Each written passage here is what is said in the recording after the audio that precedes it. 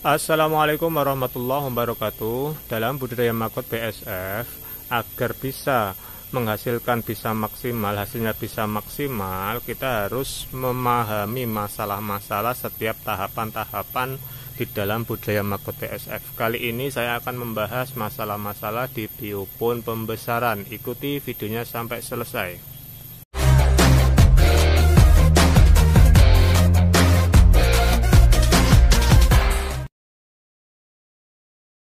Di video kemarin sudah saya bahas masalah-masalah dalam penetasan atau di biopon penetasan.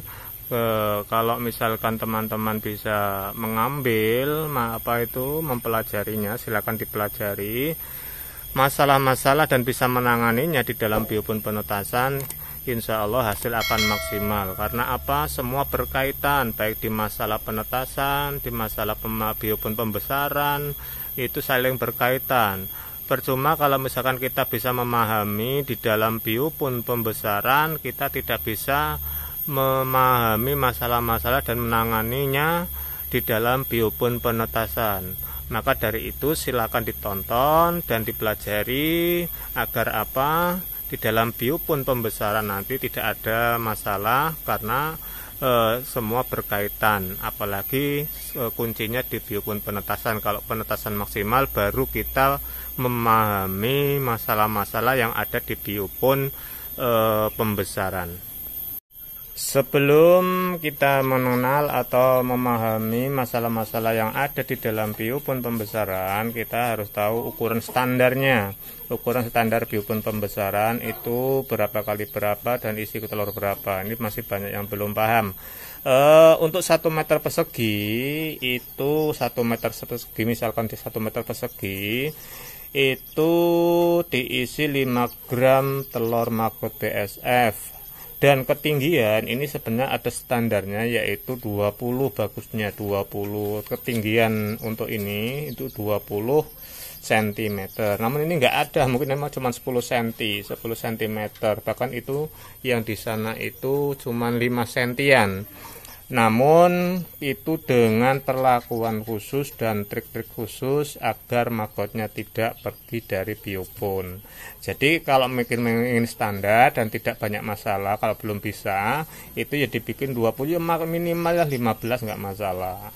Tapi bagusnya 20 cm. Yang sering terjadi itu masalah-masalah dalam biopon, yaitu maggot yang ada di biopon pembesaran ini pada kabur. Nah, faktor-faktor kabur udah saya bikinkan video, silakan ditonton, dengan cari sendiri di bagian penyebab apa itu maggot-maggot pada kabur. Nah, ya di antaranya kuncinya kalau dia kabur, mengapa dia nggak nyaman di media pembesaran ini. Kuncinya nggak nyaman. Faktornya banyak, ada beberapa, yaitu kurang makan, terlalu tebal medianya, kurang makan, terlalu tebal, basah, itu juga bisa. Kuncinya dia kurang nyaman, akhirnya dia pergi dari biopon pembesaran. Ini pinginnya kabur. Lah ini kok cuman segini nggak bisa nggak kabur. Lah itu saya pernah cerita. Ada yang sudah budidaya maggot BSF itu lama, bahkan saya dulu sebelum memulai sebenarnya pengen ke tempat dia, ya tetangga desa lah, mau pengen belajar lah, pengen tahu kayak apa. Kok malah sebelum saya ke sana dia ke sini pengen tahu maggot saya, dan kebetulan saya masih olahraga pingpong di ruangan tengah. Nah, saya turun ke belakang dulu. Nah, di sana itu yang cuma 5 cm itu di bawah kandang brooding itu pas banyak sekali maggotnya. Saya tinggal pingpong, dia ke sini, dia nongkrong di sana lama sekali. Dia perhatikan, "Loh Mas, maggot sampean cuma 5 cm ketinggian ininya kok maggotnya banyak nggak kabur ya? Sayang 3 batako sudah aja kabur kok." Lah itulah, kita harus bisa memahami masalah-masalah, penyebab-penyebab itu mengapa dia kabur, juga harus memahami dan harus juga bisa menanganinya. Setelah paham, kita harus tangani bagaimana caranya. Lagi masalah-masalahnya di biopon pembesaran itu biasanya bau menyengat, jadi bioponnya bau sekali. Lah itu kalau misalkan ada tangganya dekat budidayanya dekat rumah tetangga, itu tetangga akan terganggu. Jadi banyak sekali yang belum tahu, yang akan baru mulai bertanya-tanya, Mas bau enggak, tapi dalam prakteknya itu ada yang bau. Kenapa? Nah, karena pola makan, 1, 2, yang jelas belum memahami masalah-masalahnya agar tidak bau.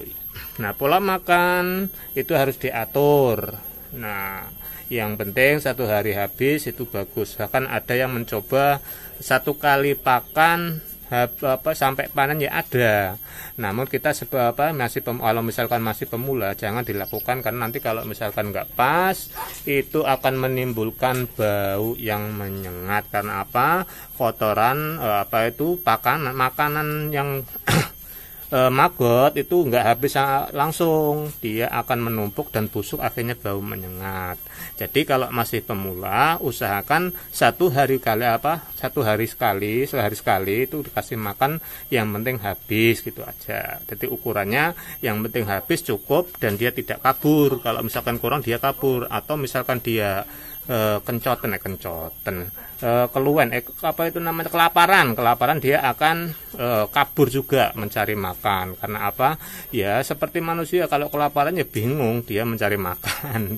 Begitu juga maggot. Jadi pakan itu harus cukup dan jangan sampai berlebihan agar tidak menyengat baunya. Dan juga misalkan tidak pernah dibersihkan kasgotnya. Nah, ini kasgot ini, kotoran maggotnya ini juga harus sering dibersihkan, dan kalau misalkan terlalu tebal ini harus dikurangin, jangan sampai dibiarkan sampai tebal. Nah, ketebalannya ya maksimal 4 cm 5 cm, jangan sampai lebih. Kalau lebih nanti juga akan menumpuk dan akhirnya panas, dan juga itu faktor dari kabur. Mengapa dia kabur? Panas dan menimbulkan gas amonia yang bau. Dia panas, bau. Kalau dibuka dia akan bau. Nah, itu penyebab baunya juga. Jadi sering-sering dikurangin kasgotnya. Ya minimal seminggu sekali lah, maksimal seminggu sekali. Jadi kalau misalkan kayak gini sudah terlalu tebal, nah ini dipangkas. Caranya bagaimana? Ya cukup kayak gini, nggak apa-apa, nggak masalah. Atau pakai garuk itu nggak masalah. Nah, ini ditengahkan kayak gini, dia akan turun, nanti dikurangin kasgotnya agar apa? Dia tidak menumpuk, dia terlalu tebal, tidak menimbulkan bau. Terus yang masalah lagi itu basah. Lah, basah itu cuman caranya agar mengatasi tidak basah itu, 1, kalau kandungannya makan maggotnya itu banyak mengandung air, jadi kurangi airnya, atau jangan terlalu banyak mengasih makannya, yaitu yang tadi saya bilang harus cukup, secukupnya, jangan terlalu lebih, agar dia tidak basah. Dan juga bisa dicampur dengan kohe, atau misalkan di bawah kandang seperti ini dia akan remah. Nah, setiap tempat teman-teman pasti berbeda limbahnya. Kalau tempat saya dilalah kebetulan limbah yang terbanyak itu kentos kelapa sekarang. Kentos kelapa jadi sangat basah sekali. Jadi ya kita harus bisa mengatur agar basahnya tidak terlalu basah benar. Nah, ini cuman mamel itu basahnya basah enggak, kering enggak. Namun ada yang tak bikin basah sama basah banget, bahkan semi cair dan dia tidak kabur. Nah, itu cuman jangan ditiru dulu. Kalau misalkan teman-teman belum bisa menanganinya. Bau enggak, Mas? Alhamdulillah, walaupun cair tidak bau. Ya bau, cuman enggak menyengat keluar atau menyengat ke sekitar, enggak. Ya kalau dipegang ya bau, cuman tidak menyengat ke sekitarnya.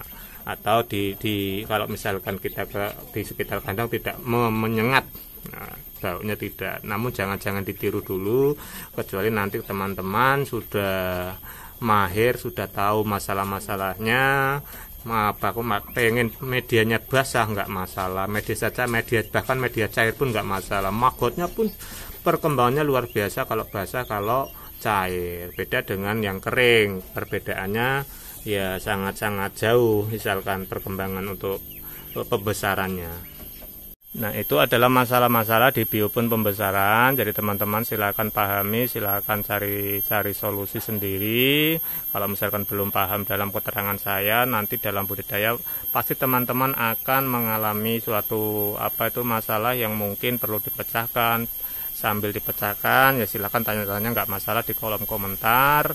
Nah, ini udah 2 bagian yang saya terangkan atau yang saya bikin video. Besok ada 2 bagian lagi yang akan saya bikin video, yaitu bagian di biopon migrasi dan di kandang seperti kandang lalat ini. Kandang lalat ini sebenarnya sudah saya bikin video, nanti besok akan saya bikin video dari mulai penataan kandang segala macam yang tepat dan segala bagaimana caranya agar